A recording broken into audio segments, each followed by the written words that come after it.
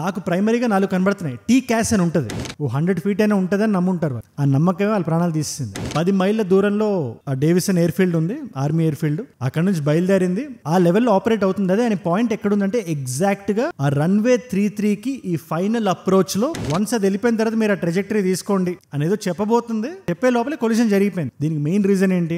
US లో American Eagle flight కి US Army Black Hawk helicopter కి మధ్య జరిగిన కొలిజన్ గురించి మీరు ఎక్కడో వినే ఉంటారు. బట్ మీ అందరికీ తెలియని విషయం ఏంటంటే కొన్ని సిరీస్ ఆఫ్ హ్యూమన్ ఎర్రర్స్ వల్ల జరిగింది. అండ్ వీటి టెక్నికాలిటీస్ గురించి మీరు తెలుసుకున్నా, దీని వెనకాతలు ఏదైతే పాలిటిక్స్ నడుస్తుందో దాని గురించి మీరు తెలుసుకుంటే స్టన్ అవుతారు మీరు. యుఎస్ లాంటి ఒక developed country, world leader, flight land అవబోయేది వర్జీనియాలో. బట్ ఇన్సిడెంట్ జరిగింది వాషింగ్టన్ డీసీ గడ్డ మీద. 10 రోజులు కూడా అవ్వలేదు అనుకుంటా డొనాల్డ్ ట్రంప్ గారు ఇనాగరేషన్ స్పీచ్ అది ఇచ్చి. ఇన్ఫాక్ట్ చాలా చల్లగా ఉందని చెప్పి ఆ చలికి తట్టుకోలేక ఇండోర్ లో ఇచ్చారు స్పీచ్ ఆయన. నేను ఈ వీడియో షూట్ చేస్తున్న టైంకి ఒక సర్చ్ ఆపరేషన్ నడుస్తుంది. బట్ ఈ కొలిజన్ లో ఇన్వాల్వ్ అయ్యి ఉన్న 67 మంది బ్రతకడానికి ఛాన్సే లేదని నిర్ధారించేశారు. ఇంత ఛాన్స్ ఉన్న పొటోమాక్ రివర్ లో ఉండే చలికి చనిపోతారు అని చెప్తున్నారు. ఈ దుర్ఘటన కారణం ఏంటి ఈ పర్టికులర్ వీడియోలో మీతో మాట్లాడదాం అనుకుంటున్నాను స్పెసిఫిక్ గా. అండ్ నాకు కొంచెం టర్మినాలజీ కూడా తెలుసు, వెళ్ళి ట్రైనింగ్ అది వచ్చాను కాబట్టి. సో ఎక్కడ ఎగ్జాక్ట్ గా మిస్టేక్ జరిగిందో క్లినికల్ గా డైసెక్ట్ చేద్దాం. డొనాల్డ్ ట్రంప్ గారు రెండే మాట్లాడుతున్నారు. ఆ బ్లాక్ హాక్ హెలికాప్టర్ ఏదైతే ఉందో విజువల్ సెపరేషన్ తీసుకున్న తర్వాత కూడా, నాకు ఆ ప్లేన్ కళ్ళకి కనబడుతుందని చెప్పిన తర్వాత కూడా కొలిజన్ ఎందుకు జరిగింది, ఆ కోర్స్ ఆఫ్ ద ఫ్లైట్ లోకి ఇది ఎందుకు దూరింది అని అడిగారు. నెంబర్ 1. అండ్ నెంబర్ 2 DEI అని ఉంటుంది, డైవర్సిటీ, ఈక్వాలిటీ అండ్ ఇంక్లూజన్. అంటే దీన్ని మీకు సింపుల్ గా చెప్పాలంటే అందరికీ ఈక్వల్ ఆపర్చునిటీస్ రావాలని, అన్ని రకాల మనుషులకి, అన్ని రకాల జెండర్స్ కి, అన్ని రకాల రేసెస్ కి, in fact flora, fauna, animals, fish వీళ్ళన్నిటికీ కలిపి ఒక పర్టికులర్ రిజర్వేషన్ లాంటిది అనుకోండి. ఈ కైండ్ ఆఫ్ రిజర్వేషన్ ఇవ్వడం వల్ల ఈ యాక్సిడెంట్ జరిగింది, కొలిజన్ జరిగిందని ఆయన అంటున్నారు. Intellectual disabilities, psychiatric problems and other mental and physical conditions under a diversity and inclusion hiring initiative spelled out on the agency's website. Can you imagine? So దాని గురించి కూడా, పాలిటిక్స్ గురించి కూడా మనం మాట్లాడదాం. కొత్తగా వచ్చిన వాళ్ళకి కూడా ఏవియేషన్ టర్మినాలజీ అంతగా తెలియని వాళ్ళకి కూడా కళ్ళకు కట్టినట్టు ఇన్సిడెంట్ ఎలా జరిగిందో మీ ముందు పెట్టేస్తా. And then you decide. దానికన్నా ముందు ఒక మాట, ఈ వీడియోస్ చాలా మంది కొత్త వాళ్ళకి రీచ్ అవుతున్నాయి. నా వీడియోస్ డైలీ చూసే వాళ్ళు ఉన్నారు, మీ అందరికీ చాలా థ్యాంక్స్. బట్ కొత్తగా వచ్చిన వాళ్ళ కోసం నేను వీడియో పెట్టగానే మీ దాకా రావాలంటే కింద కనబడే సబ్స్క్రైబ్ బటన్ నొక్కి పెట్టుకోండి. రోజు ఒక నాలెడ్జ్ పిల్ల నా వీడియో పనిచేస్తుంది. 10 నిమిషాలు నాతో స్పెండ్ చేయించాలి. సబ్స్క్రైబ్ చేశారుగా, డన్. అది January 29th రాత్రి, అది అంటే మన టైంలో చూసుకుంటే 30th. అది అమెరికన్ ఈగిల్ ఫ్లైట్ ఒకటి 5342 అని కాన్సస్ నుంచి వస్తుంది వర్జీనియాకి. కాన్సస్ లో అది బయలుదేరిన ఎయిర్పోర్ట్ పేరు ఐసెన్హవర్ నేషనల్ ఎయిర్పోర్ట్. 1100 మైళ్ళు అంటే అరౌండ్ 1600 kilometers అనుకోండి. 2.5 hour జర్నీ. 9 o'clock వర్జీనియాలో ల్యాండ్ అవ్వాలి. వర్జీనియా ఆల్మోస్ట్ అడ్జసెంట్ గా ఉంటుంది వాషింగ్టన్ డీసీకి. మీరు ఇక్కడ ఈ బొమ్మ చూడండి. సో ఇది ఇక్కడ రివర్, ఇది పోటోమాక్ రివర్ అంటారు. అండ్ ఇక్కడ ఏదైతే కనబడుతుందో ఈ పర్టికులర్ రన్వే ఇస్ రన్వే 01. కొంచెం స్లాంట్ గా ఉండే రన్వే ఇస్ రన్వే 33. ఇక్కడ రన్వే నేమ్స్ ఎలా పెడతారు మీరు తెలుసుకోవాలి. రన్వే తర్వాత ఏదైతే నంబర్ మీరు చూస్తారో, మీకు సింపుల్ మ్యాథ్స్ లో మీకు ఎక్స్ప్లెయిన్ చేయాలంటే, మీ ప్రొట్రాక్టర్ లో డిగ్రీస్ ఉంటాయి కదా, 10 to 180 ఉంటుంది కదా, అలా ఒక ఫుల్ సర్కిల్ అనుకోండి. ఆ రన్వే దేన్నైతే హెడ్ చేస్తుందో, మరీ టెక్నికల్ గా వెళ్ళాను కానీ దాని పేరు మ్యాగ్నెటిక్ హెడ్డింగ్.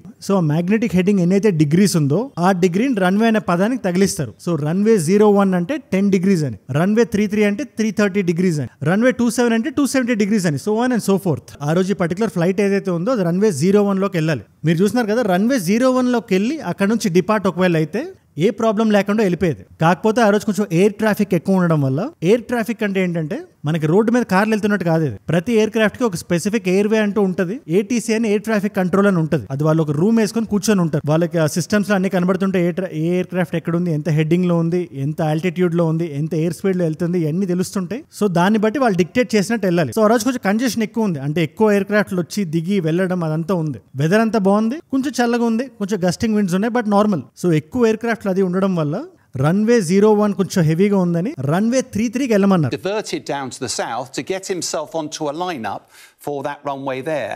సో ఇప్పుడు రన్వే 33కి వెళ్ళాలంటే డీటూర్ తీసుకోవాలి. ప్రతి ఎయిర్ క్రాఫ్ట్ కి ఫైనల్ అప్రోచ్ అని ఉంటుంది. సో ఇక్కడ లాస్ట్ మినిట్ లో ఫైనల్ అప్రోచ్ మారింది ఈ పర్టికులర్ ఫ్లైట్ ఏదైతే ఉందో, అమెరికన్ ఈగిల్ ఫ్లైట్. సో ఇక్కడ ఇలా డీటూర్ తీసుకొని రన్వే 33కి రాబోతుంది. ఇక్కడ ఒక్కసారి ఆగండి, మనం కొంచెం రివైండ్ చేద్దాం. ఇప్పుడు దాకా మనం American eagle side of the story విన్నాం కాబట్టి, అదే పాయింట్ లో, అదే రివర్ మీద, అదే హెడ్డింగ్ లో, అదే ఆల్టిట్యూడ్ లో ఇంకొక హెలికాప్టర్ ఆ టైంలో ఉంది. ఆ టైంకి ఎందుకు వచ్చింది దాని గురించి మీరు తెలుసుకోవాలి. యుఎస్ ఆర్మీ సికార్డ్స్ కి UH-60L అలియాస్ బ్లాక్ హాక్, దాన్ని బ్లాక్ హాక్ అని పిలుద్దాం. ఆ పర్టికులర్ హెలికాప్టర్ ఏదైతే ఉందో ఇది యుఎస్ ఆర్మీ హెలికాప్టర్. ఇది వర్జీనియాలో డేవిసన్ ఆర్మీ ఎయిర్ ఫీల్డ్ అని ఉంది. అందులో 12th ఏవియేషన్ బెటాలియన్ కి సంబంధించిన హెలికాప్టర్ ఇది. ఈ 12th బెటాలియన్ ఏదైతే ఉందో నేషనల్ క్యాపిటల్ రీజియన్ వాషింగ్టన్ మొత్తానికి ఒక ఏవియేషన్ సపోర్ట్ ఇవ్వడానికి ఉంది. ఎగ్జిక్యూటివ్ ట్రాన్స్పోర్ట్స్ కి వగేరా వగేరా. ఆ రోజు రాత్రి అంటే 29th రాత్రి అది ఒక రొటీన్ ట్రైనింగ్ మిషన్ లో ఉంది. Specific details of the mission మనకి ఇంకా తెలియదు కానీ ఆ పర్టికులర్ హెలికాప్టర్ కి, ఆ హెలికాప్టర్ లో ఉండే ఆ ముగ్గురు ఆర్మీ పర్సనల్ కి అది ఒక రొటీన్ డే, అది రొటీన్ మిషన్ లాంటిది అనుకోండి. 10 మైళ్ళ దూరంలో ఆ డేవిసన్ ఎయిర్ ఫీల్డ్ ఉంది, ఆర్మీ ఎయిర్ ఫీల్డ్. అక్కడ నుంచి బయలుదేరింది.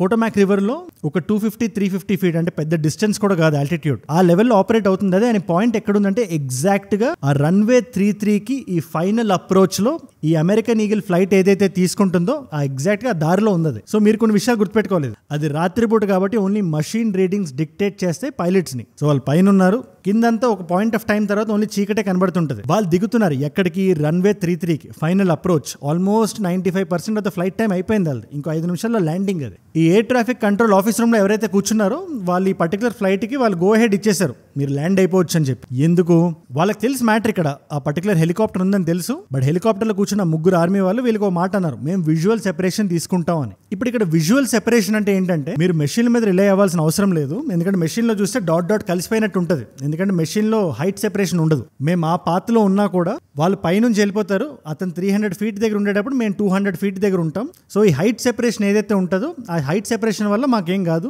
మేము చూసుకుంటాం, మేము ఆ విజువల్ సెపరేషన్ మేము చూసుకుంటాం అని వాళ్ళు చెప్పడం వల్ల వాళ్ళు ఇచ్చిన నమ్మకంతో, వాళ్ళు ఇచ్చిన ధైర్యంతో ATC వాళ్ళు ఫ్లైట్ గో హెడ్ ఇచ్చేసారు. ఇన్ఫాక్ట్ ఆ ఫ్లైట్ కి హెలికాప్టర్ ఉందో లేదో తెలుసో తెలియదో కూడా నాకు డౌట్ అది. బట్ అది ల్యాండ్ అవుతుంది. 300 ఫీట్ ఎప్పుడైతే వచ్చిందో దానికి ఎగ్జాక్ట్ గా 30 సెకండ్స్ ముందు ATC ఇంకోసారి అడిగింది, మీరు ఒకసారి జాగ్రత్తగా వినండి, ఆ బ్లాక్ హాక్ హెలికాప్టర్ అడుగుతుంది, మీకు కనబడుతుంది కదా ఫ్లైట్, వన్స్ అది వెళ్ళిపోయిన తర్వాత మీరు ఆ ట్రెజెక్టరీ తీసుకోండి అనేదో చెప్పబోతుంది.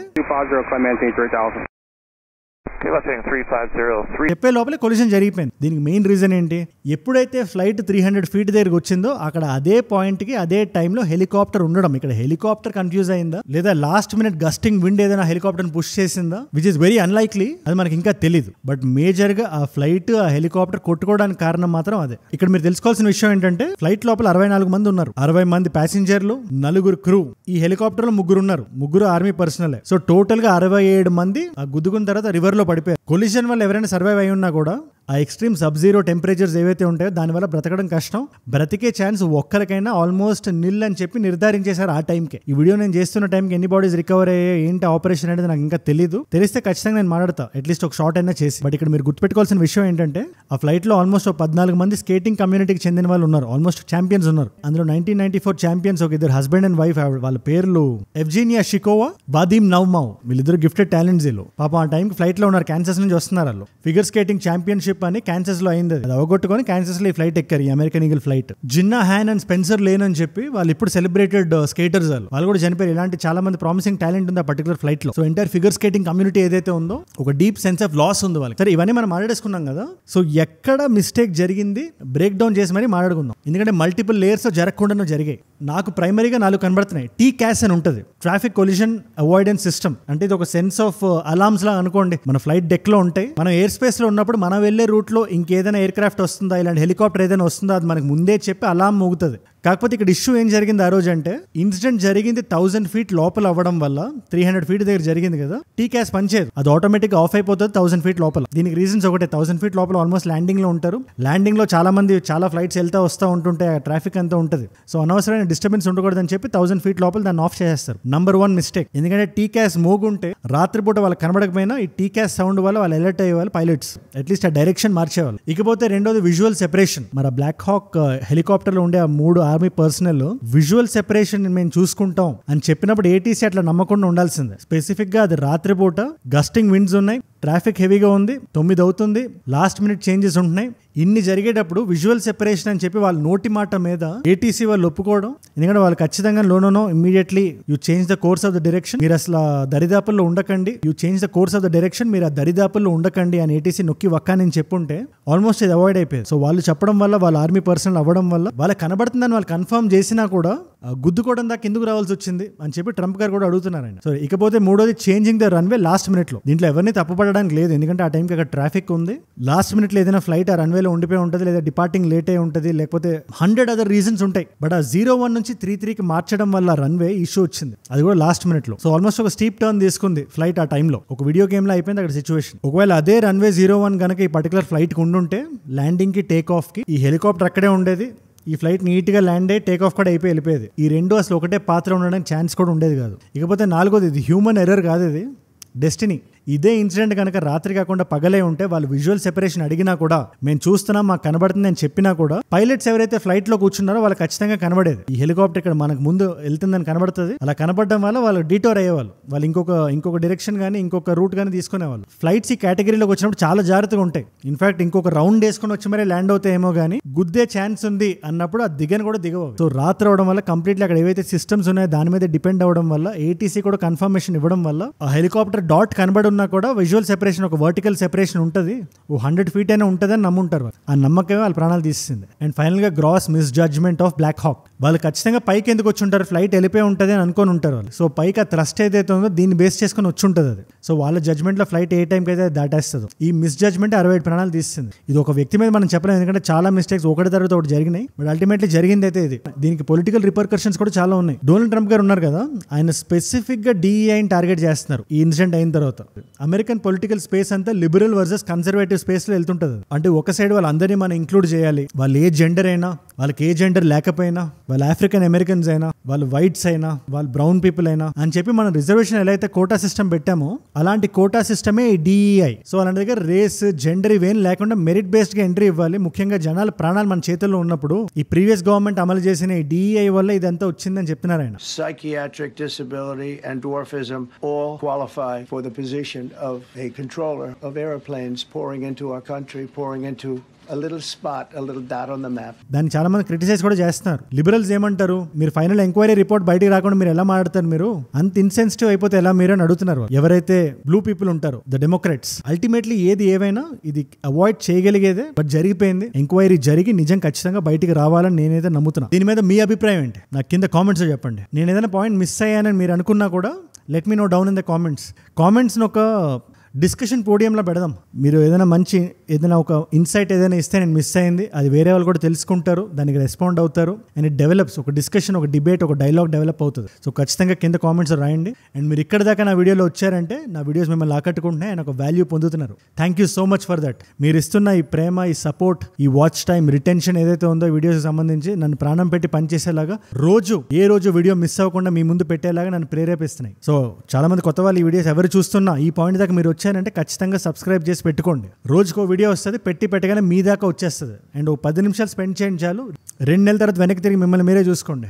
ఆ డిఫరెన్స్ మీకు ఖచ్చితంగా కనబడుతుంది. మన చుట్టూ జరిగే మనం తెలుసుకోవాలి. We should be aware. And ఏదైనా వీడియో ఐడియా టాపిక్స్ నాకు ఏదైనా ఇద్దామనుకున్నా, నేను ఏదైనా చెప్పాలి అని మీరు అనుకున్నా కూడా let me know in the DMs. నాకు అజయ్ ఫ్రమ్ ఏజుడ్ అని ఇన్స్టాగ్రామ్ లో ఒక పేజ్ ఉంది, 1+ million ఫాలోవర్స్ ఉన్నారు. You should be able to easily find me. రండి అక్కడ కూడా వచ్చేయండి, మాట్లాడేసుకుందాం. అండ్ ఇలాంటి వీడియోస్ ని షార్ట్ ఫామ్ లో, రీల్స్ లో మీరు చూద్దాం అనుకున్నా, లేదా నా చుట్టూ జరిగే విషయాలు మీరు తెలుసుకుందాం అనుకున్నా, Instagram is the way to go. And మీకోసం 2 కాంప్లిమెంటరీ వీడియోస్ పెడుతున్నాను. ఈ పర్టికులర్ వీడియో రీసెంట్ గా సూర్యాపేటలో ఒక ఇన్సిడెంట్ జరిగింది, దాని గురించి మనం అందరం తెలుసుకోవాలి. క్యాస్ట్ అనేది మన సొసైటీలో ఎంత డీప్ గా వెళ్ళిపోయిందో ఈ పర్టికులర్ ఇన్సిడెంట్ దానికి కారణం. నాయనమ్మ వయసులో ఉండాల్సిన ఆవిడ, 65 సంవత్సరాల ఆవిడ ప్రాణం తీసింది. ఆ పర్టికులర్ వీడియో ఇక్కడ ఉంది. లేదా జియో పొలిటికల్ గా మీరు ఏదైనా తెలుసుకుందాం అనుకుంటే, ముఖ్యంగా రీసెంట్ గా ఎమర్జ్ అయిన డీప్ సీక్ గురించి, అది చాట్ జీపీటీకి ఎట్లాంటి థ్రెట్ అయిందో తెలుసుకుందాం అనుకుంటే ఆ పర్టికులర్ వీడియో ఇక్కడ ఉంది. మీకు ఏ వీడియో ఇంట్రెస్ట్ ఉంటే ఆ వీడియో దగ్గరికి వెళ్ళండి. అండ్ నేను మిమ్మల్ని మళ్ళీ రేపు కలుస్తా. మనందరం కలిసి పెరగాలి, కలిసి ఎదగాలి. Let us all grow together, let us all rise together, rise above mishappenings, rise above accidents, rise above hate. ఏజుడ్ అంటే మనం. జై హింద్, జై భారత్, జై ఆంజనేయ, ఓం నమో వెంకటేశాయ.